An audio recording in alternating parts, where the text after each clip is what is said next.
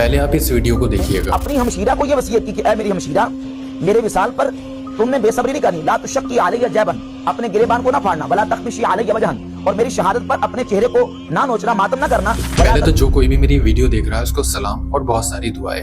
अब आते हैं टॉपिक के ऊपर। आपने जो इस वीडियो में देखा ये है मुफ्ती राशिद साहब, जो कि बरेलवी फिरके से ताल्लुक रखते हैं। अब मुफ्ती राशिद साहब, आप जो ये हवाला एक जगह से लें या 10 जगह से दिखाएं, आप जो रिवायत दिखा रहे हैं ये एक ही रिवायत है जो आप अलग अलग किताबों से दिखा रहे हैं। अब आते हैं रिवायत के ऊपर। तो सबसे पहली बात, जी हाँ, हम वो रिवायत मानते हैं, लेकिन हम एक रिवायत से नतीजा नहीं निकालते। अब मुफ्ती राशिद साहब, आप जिस रिवायत की बात कर रहे हैं उसका मतलब मातम की हुर्मत या हराम होना नहीं है, बल्कि इमाम हुसैन अलैहिस्सलाम ने अपनी बहन जनाब ज़ैनब अलैहिस्सलाम से ये बात सब्र और हौसला देने के लिए फरमाई थी।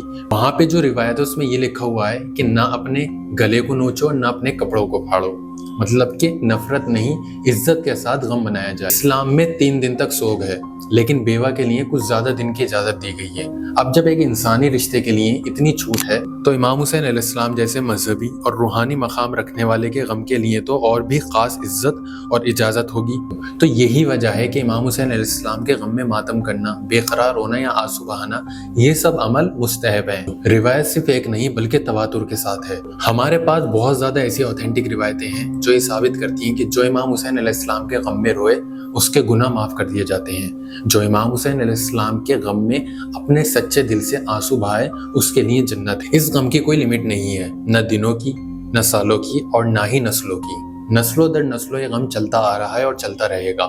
आपकी एक किताब की एक रिवायत उठाने से कुछ नहीं होगा। तो मुफ्ती साहब, मैं आपसे सिर्फ यही बात कहूंगा कि अहलुल बैत अलैहिस्सलाम की हदीसों का सही से मुताला करें। ये अहमद रजा खान साहब के फतवे नहीं है कि हर कोई समझ लेगा। ये इल्म है, ये नूर है, ये मोहब्बत हुसैन अलैहिस्सलाम का पैगाम है। इमाम ज़ैनुल आबिदीन अलैहिस्सलातु वस्सलाम इरशाद फरमाते हैं कि अगर कोई अहलुल बैत अलैहिस्सलाम पे ढाई गई मुसीबतें या उन पर जो जुल्म किए गए उस पर आंसू बहाए तो अल्लाह उस पर इतनी मेहरबानी करता है कि उसके आंसू गिरने से पहले या आने से पहले उसको अपनी रहमत में ले लेता है। तो मुफ्ती साहब, ऐसा नहीं है कि आप इंटरनेट पर बैठकर कुछ भी बोल दोगे, और आगे से अच्छे से तैयारी करके आइएगा। अगर आपको हमारी हदीसें ही पढ़नी है तो पूरी किताबें पढ़िए। उसमें यह भी लिखा है कि मौला अली अलैहिस्सलाम को कैसे नबी सल्लल्लाहु अलैहि वसल्लम ने दावत ज़ुल अशीरा में अपना खलीफा बनाया, क्योंकि सारी जड़ जो है आपकी सखीफा ही तो है। और हाँ, एक लास्ट बात, आपका फिरका 120 साल पुराना है, तो गमे इमाम हुसैन अलैहिस्सलाम कैसे मनाना है ये हमें मत बताइए।